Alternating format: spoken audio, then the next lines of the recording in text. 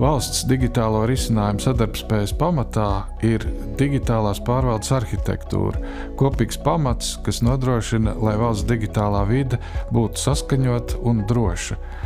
Lai izprastu digitālās pārvaldes arhitektūras pieeju un mudinātu to izmantot ik reizi, kad izvērtējam pārvaldes digitālo risinājumu izmaiņas, ir izveidots e-kurs Latvijas digitālās pārvaldes arhitektūra. Šī kursa mērķis ir palīdzēt izprast, kā tiek veidota un pārvaldīta digitālās pārvaldes arhitektūra Latvijā.